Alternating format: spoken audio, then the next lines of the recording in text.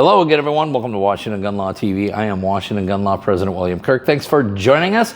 Coming to you from Washington's premier indoor shooting facility. Of course, that's Security Gun Club right over here in Woodinville, Washington. Last week, we did a video, this one right here, that said, hey, right now, there are 5 big, ugly gun bills that you need to focus on. Well, today we're going to give you an update because there are 4 big, ugly gun bills that you need to focus on. But one of them has, I'm not going to use the term died, I'm just going to say has gone into a state of hibernation. So today, let's spend a few minutes and let's talk about down goes one of Washington's horrible gun bills.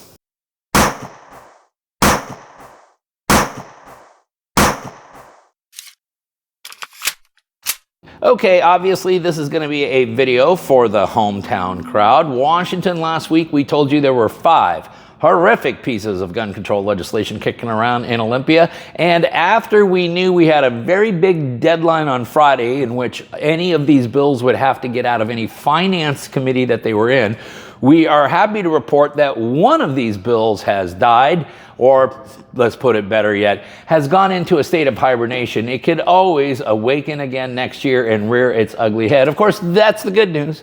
The bad news is, of course, 4 still remain ripe and ready to be voted on. Which is the one that has gone to sleep for now? Well, that's Senate Bill 5099.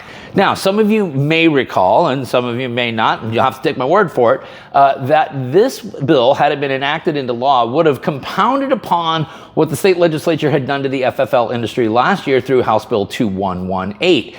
It would have been immensely infuriating if you were in the FFL industry for the simple reason that House Bill 2118 doesn't even go into effect until July 1st of this year, and they were certainly trying to beef up the requirements. Again, the whole bottom line of this bill is it's not about saving lives. It's not even about securing guns when you take a look at what they're requiring. What it's about is about increasing the cost and the overhead of FFLs so that they ultimately all go out of business. That bill had gone into the Ways and Means Committee on January 24th, and it was never heard from again. So it goes into hibernation now by having never made it out of Ways and Means by last Friday. Okay, that's the good news. What's that mean that's still left? Well, here's what's still left. Senate Bill 5098. That is the new gun-free zone legislation, basically every place that kids might be. Now, huge carve-out made for CPL holders. That went into rules back a couple of weeks ago, but came back out of rules for second reading on February 28th. So that Senate bill is alive and well. Now we go from the grown-up table, the Senate, over to the kids table over at the House of Representatives there. And what we find there is House Bill 1163. This is, of course, the permit to purchase, probably the most offensive piece of legislation remaining. It is sitting in Rules Committee, but it could come out at Rules Committee at any time for second reading and be put on the floor for a vote. So that bill is unfortunately alive and well. House Bill 1132. Now that is a quota on your Second Amendment rights, both on how many firearms you can purchase in any 30-day span, as well as the amount of ammunition you can purchase in a single transaction. Now that went into rules way back on February 4th, and it has not been heard from since, okay? However, because it's sitting in rules, it means it can come out at any time for second reading, be placed on the floor, and voted. Now, I would hope that the state legislature has at least just done a little bit of research to see that this law has been absolutely eviscerated by every court in California that's had a chance to look at it so far, and that should say something. But that is House Bill 1132.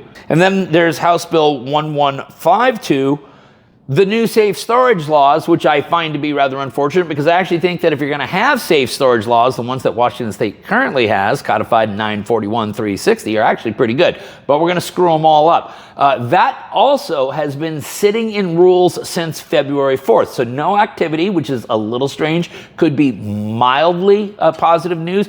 But again, it's sitting in rules. It could be pulled out of rules at any moment, placed on for second reading. On the floor it goes for debate and vote. So the 4 bills, Washington State, that you now need to carefully watch are Senate Bill 5098, House Bill 1163, House Bill 1132, and House Bill 1152.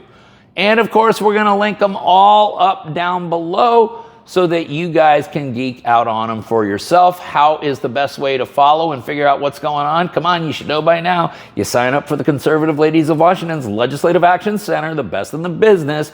Not only will they tell you what's going on, but more importantly, they'll actually give you action items about things you can do to try to help stop the insanity. Okay, if you got any questions about this or anything else related to what's left of our Second Amendment rights, you guys should know how to get a hold of Washington gun law by now, but if you don't, that's okay. That information, it's down there in the description box. If you got an idea for a video we should be doing around here, you click on that link right there and you tell us all about it. If you want to subscribe to our monthly newsletter, the ability to do all of that is right down there in the description box. And then finally, and most importantly, let's everyone remember that part of being a lawful and responsible gun owner, like we talk about all the time here, is to know what the law is in every situation, how it applies to you in any instance that you may find yourself. Until next time, thanks for watching and stay safe.